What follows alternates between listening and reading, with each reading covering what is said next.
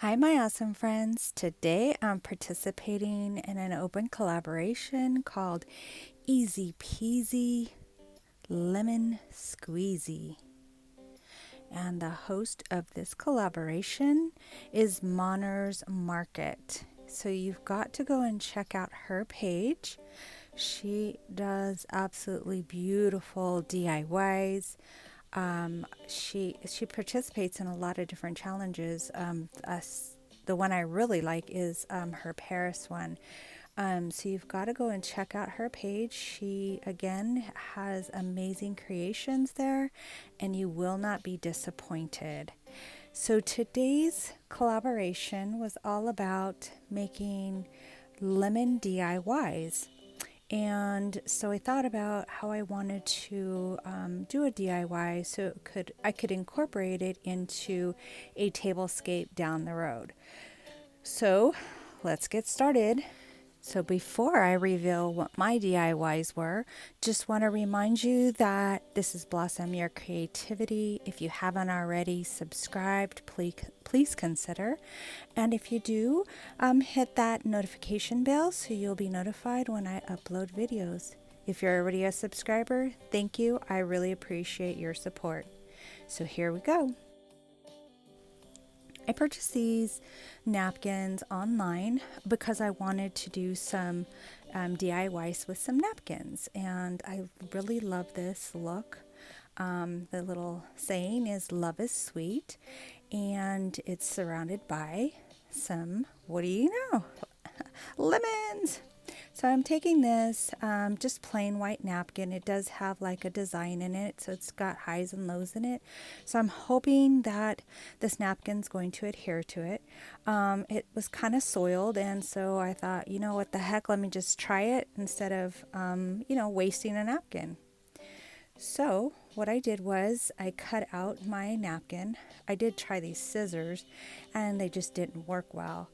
I even tried the technique of using a paintbrush with a little bit of water to change the edges, and that didn't work. So I just took my scissors and cut it out the best I could. So now what we're going to do is we're going to go ahead and position our paper napkin on the fabric napkin. And you got to remember that it's a 2-ply, sometimes it's a 3-ply, so you got to remove that extra piece or it won't adhere. Well, the white piece will adhere, but the napkin itself will not. And trust me, I tried that and I made a boo-boo. So now we're just going to put a piece of the cellophane down, and then we're going to put our napkin down, and then we will cover it with a piece of wax paper or parchment paper, and then put some heat to it. So you just want to make sure make sure you have plenty of saran wrap so that all edges get adhered to the napkin once you apply the heat. So here I put my parchment down underneath the napkin itself.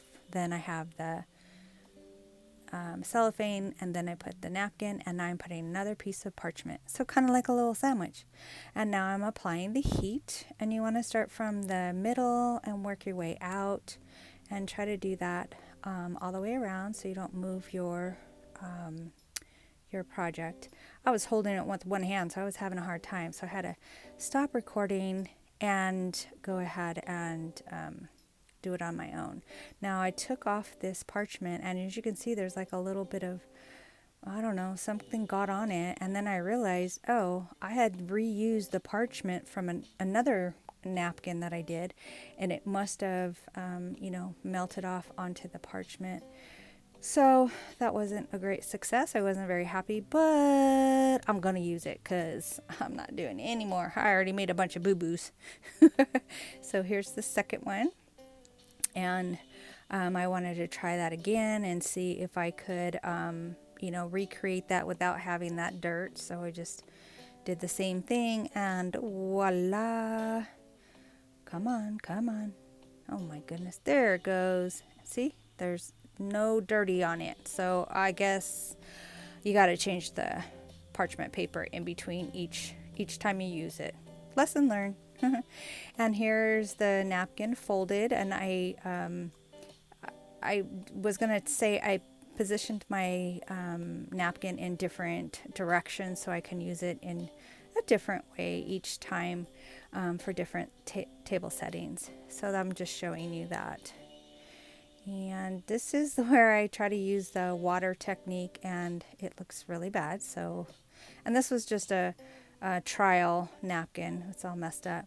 And then here's the other one that I forgot to remove the backing, and the white adhered, but not the napkin itself. So then I had to put another piece of cellophane in between, and then I put one over it just to make sure it adhered. Oh, it was a mess. That was my first time trying this. I tried it before and I wasn't successful, so I thought I'd try it again. So here, just showing you the final result on it. So I think that was a success. So let's go to DIY number 2. Now this one I'm using a calendar from the Dollar Tree. I got this little beaded garland from the 99-cent store. I think it was $1.99. I don't really like that lemon, but I like the cut out of it, but I don't like the picture. And then I'm using some Waverly fabric that I got from Walmart. And I'm going to use that to put on my lemon because I don't really care for it. And then I'm going to take a picture out of that calendar. And here I'm just showing you that I've traced around for my fabric, and then I'm using some other pieces of fabric. Whew, gotta go fast. And I just put it on the tail end there. And then there is my little piece from the calendar. Oh, well, I'm showing you that I'm gonna I'm all over the place. I go here, there, everywhere. Now I'm saying, oh, I'm gonna go ahead and distress this little sign so it doesn't look so, new. And so I use the color burnt umber, and I'm just gonna use a little bit on the edges. So I say, right now, anyways. You'll see later what I did. And so I'm just putting some of this on the edges just to distress it, kind of make it look a little bit older. Not that I just cut it out of a calendar, So, la la la, this is, I should have fast forward through here, but I didn't.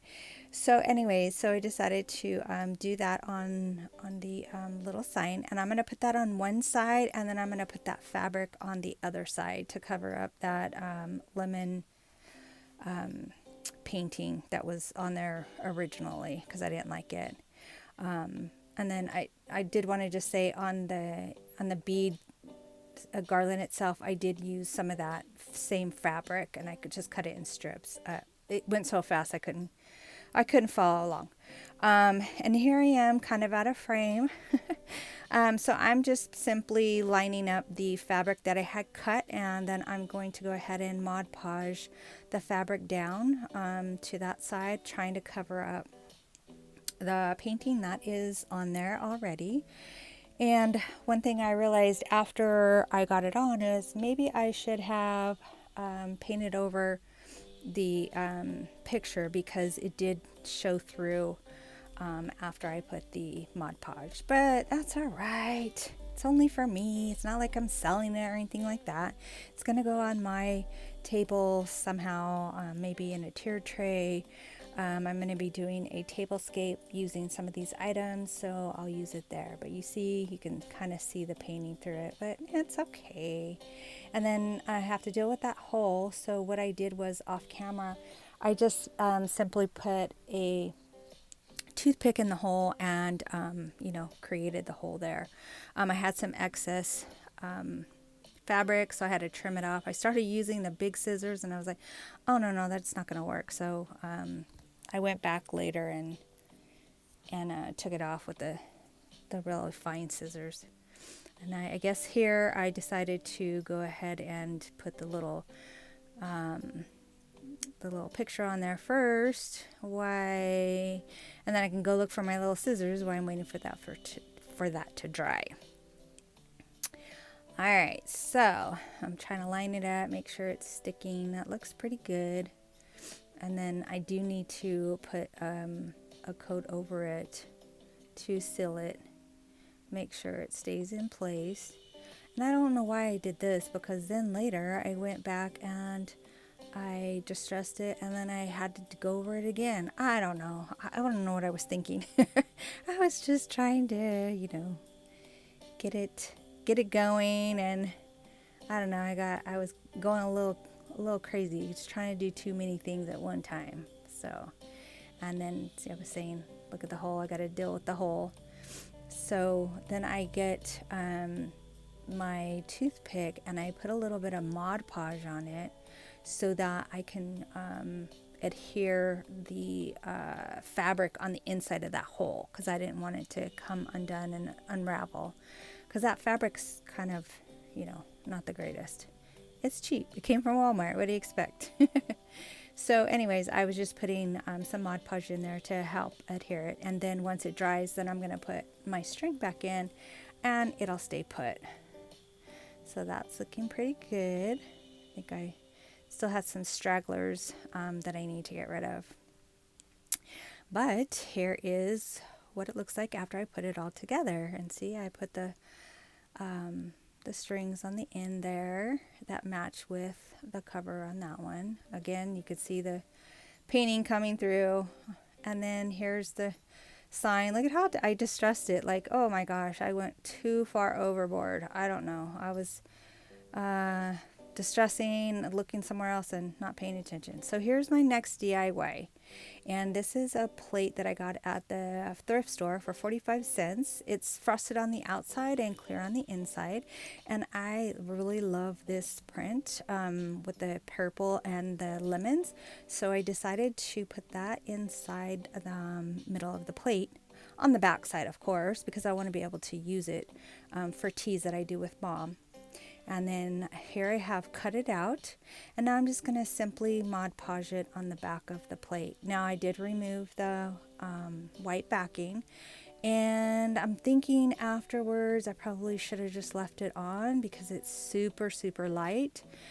So I probably will have to go back and paint the back side to make it a little bit darker, because the design, the purple design, it's kind of hidden in one of these plates. I did two of them, and one it kind of shows, the other one I could barely see it.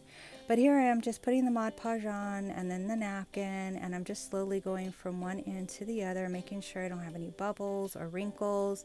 And I did pretty good not getting any wrinkles. But when I put the Mod Podge to cover the backside, I noticed wrinkles, of course. But isn't that pretty? Look at that. So then I turn it over so I could put the Mod Podge on the back. Oh, that lighting is horrible. Sorry. So I fast forwarded, but I don't know why it feels like it's pretty slow still. But here I am Mod Podging and trying to go from the middle to the outside and just putting the Mod Podge just to seal that down. And like I said, once I started putting that on, I noticed that I was getting some wrinkles. I know other people have used the cellophane and they put over it, and then somehow they are able to smooth out those wrinkles. But I tried that once before and it was an epic fail. The napkin adhered to my cellophane and I couldn't get it off. So I decided I am not doing that again, and I just left it that way. But look at how pretty it turned out. So I was very happy with this DIY. So let's see what's the next one. DIY number 3. And here we go. I'm just going to make a little floral arrangement. And I got these little picks. I got it from Walmart. I'm just showing you that the napkin was my inspiration, and I got that from like I said, Walmart. I think it was $1.98. And then I got this other pick, and so I don't want to pull it apart. I don't want to cut anything, so I thought I'm going to, oh, and there's my lemons that I'm going to use in there. I got those from where did I get those? Online. Anyways, I decided to take some of these little branches, pull them off, and then just stick them on there. And then I will add the lemons. That way, once I'm done, I can still reuse this again later. And there is the final reveal. Isn't that cute? It's really simple. And then I just use a piece of that ribbon or that fabric to make a little bow at the bottom. So it turned out great. And here is the final reveal of all of the items that I made today. And there's my little tassel thing. And yeah, I think it turned out pretty cute. And I am going to be using these in 2 different DIYs because, as you can see, one is the purple and the yellow, and the other is like a ocean blue and the yellow. So I'm going to have 2 different tablescapes that I'm going to be using these items for. So I hope you come back and see how I put them together. Here's a sneak peek of one of them with the yellow plate underneath. Super pretty. Can't wait. So thank you for stopping by and seeing what I did today. And remember, if you're not already subscribing, please consider. Thank you and have a wonderful day. Bye-bye.